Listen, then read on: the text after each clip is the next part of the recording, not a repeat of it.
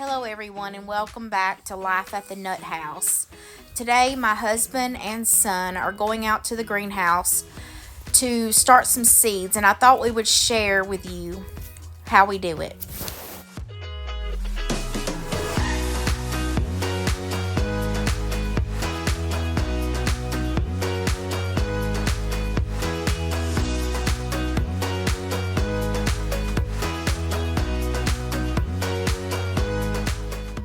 So here we are filling up the trays with the soil.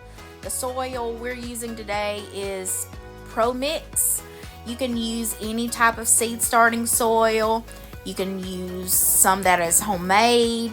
We found that this Pro Mix seems to keep the plants hydrated and doesn't dry out so fast because the greenhouse gets really hot, and you would have to come out here a lot to water them if you didn't have a good soil.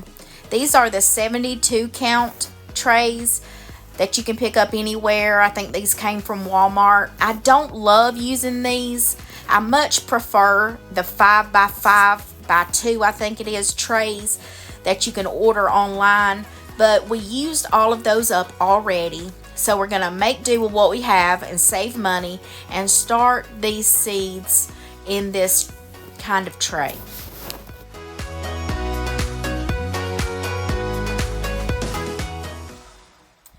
Now these are the burpee trays that have the silicone bottom, and these are good for plants that don't like their roots messed with, like squash and cucumbers.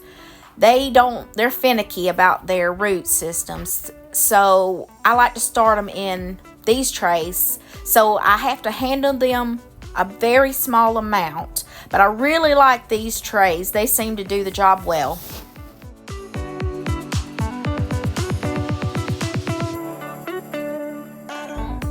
Here my son is going to start labeling the trays. This is a very important step. I can't stress it enough.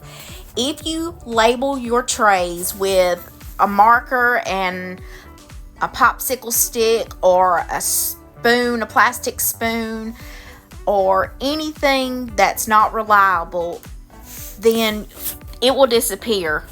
The words will disappear and you'll have no idea what plant you have.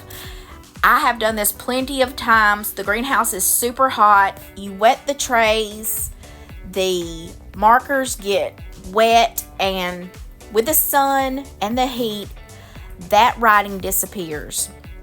We sell some of our seeds on the side that we have extra, so it's very important that those seeds are labeled correctly.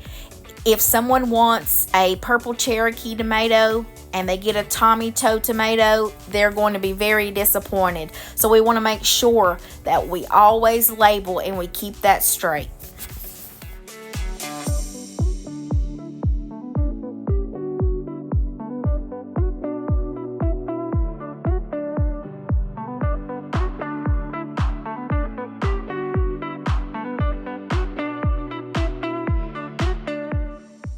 So you see here we're planting some peppers that we got at Walmart. Check out the Walmart aisles on the side. Sometimes they have the 50-cent seeds that are hidden, and that'll save you a lot of money because the regular seeds in the middle of the aisle are around $1.96 up to $3 a piece. But these I found today for 50 cents.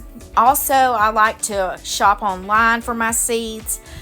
In My Gardener is a great place. Also, Rare Seeds. I order mainly from them. But check out your Dollar Tree also. Sometimes you'll find some seeds there for $4 for $1.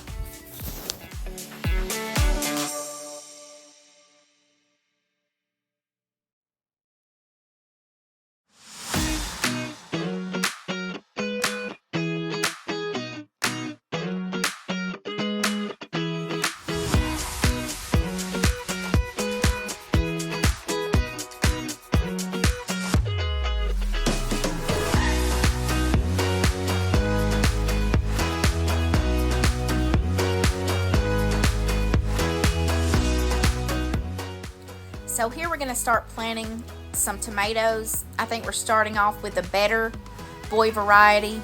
We have a lot of customers that like Better Boys and Big Boys and Rutlers. My favorite, of course, is Purple Cherokee. But this year I think we've seeded some Beefsteak, Purple Cherokee, Tommy Toe, Delicious, Homestead, several different varieties, Big Boys, Better Boys. These are really popular down here in Georgia.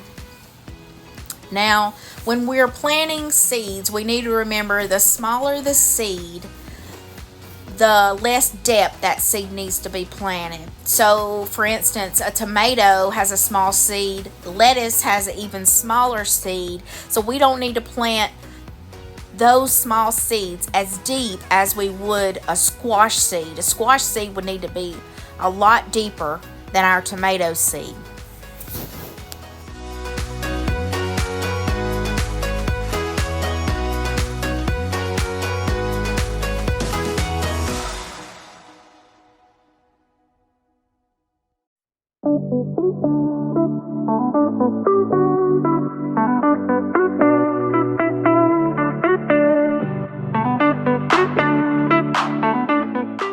Now you might have noticed that some of these seeds are white, and that's because they're pelleted seeds, which means they have a thicker outer coating that's been placed on the seeds because the seeds are so tiny that you couldn't pick them up with your fingertip and put them in. You would lose a lot of them. So the pelleted seeds seem to be a little more expensive, but some seeds and varieties only come in that. So we have to use what we can get.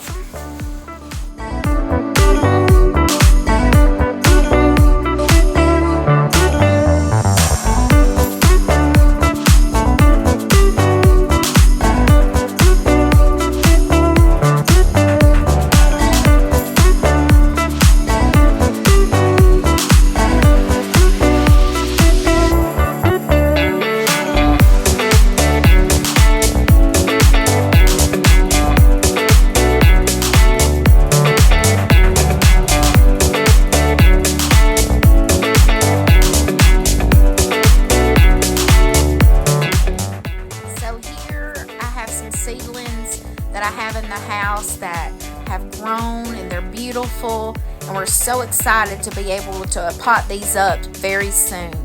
I want to thank everybody for watching. See you next time.